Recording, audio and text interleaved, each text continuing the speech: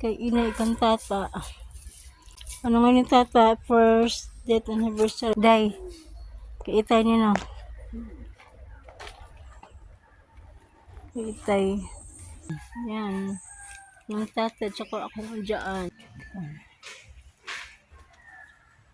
Kanamong tanan nga magapuyo diha sa imong kahiusahan sa walay katapusang kalipay, kauban ang mga balaan ug sa imong gugma alang sa tanan namong gimahal labi na kang Gemma. Dawat ang among pasalamat o Dios pinagi kang Jesucristo nga among Ginoo. Amen. Karon ato dungan nga basahon ang Salmo 130 kitang tanan. Bisali ko kanimo ang tanan mga paglaom ko. Gikan sa kailadman nagatuaw ako kanimo Ginoo. Ginoo dungan ang akong tingog. Pamatiya nga mapangon ang akong mga pangamot. Ginoo ko dili mapasaylo ang akong mga sala. Ginoo kinsa man ang mapalabot. Apan imo pamilya sa salong sa tawa mo.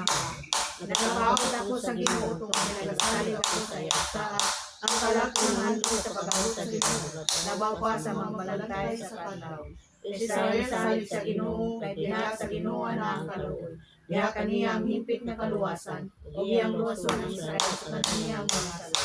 Bisalig ko kanimo Ginoo ang tanang mga paglaom ko. Giandom nato karon sa atubangan sa Dios si Gemma nga diha sa pagtuo kang Kristo mipanaw pagunakan nato. Gilitok nato karon ang iyang ngalan nga puno sa pagmahal, pagpadayag sa atong paghandom kaniya sa iyang kinabuhi sa maayong paningkamot nga gipakita niya kanato.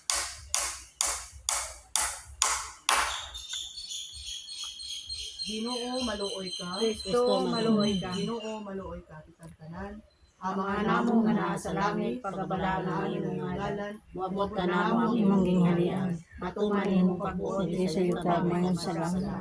Ihatag mo kanamo karon nga lang sa kadlaw. Pasaylo kami sa among mga sala. Ingon nga nagpasaylo kami sa mga kasalanan. Ayaw kami tugyan sa mga pagsulay. Inunuan sa kami gikan sa kalautan. Kaya gingharian ng kahong magamaya kanimo man karon sa kahangturan. Amen. Magampo kami o Dios alang niadtong among mga gimahal apan dili namo karon makita. Gitugyan namo sila sa imong pag-amuman. Hinautunta nga magtubo sila diha sa kaalam o pagigugma kanimo. Diha sa ilang karusahan kanimo sa langit nung gingharian. Hinautunta nga sila o kami managkahibalag sa kahimpitan sa panahon. Diha sa kaymaya sa bagong Jerusalem. Hinautunta nga sila among makita diha sa mga tubangan nawong sa nawong. O kauban nila kami unta nga tanan makaambit sa imong langit nung piging. Mahulay nga dayon ihatag kaniya o Dios. Ug ang kahayag nga walay katapusan makabanwag kanila. O Dios nga mahan sa tanan ikaw tag-iya tinubdan sa kinabuhi. Gipasalamatan kanamo tungod sa kaluwasan sa kalibutan pinagi kang Jesucristo nga among Ginoo.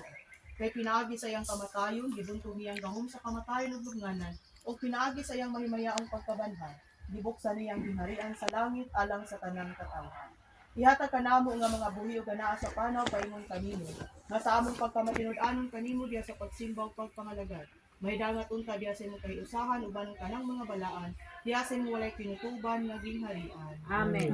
Hinaut unta nga si Gemma ug ang tanang namatay pinaagi sa kaluoy sa Dios mupahulay sa kalina. Amen. Sa ngalan sa Amahan, sa Anak, o sa Espiritu Santo. Amen.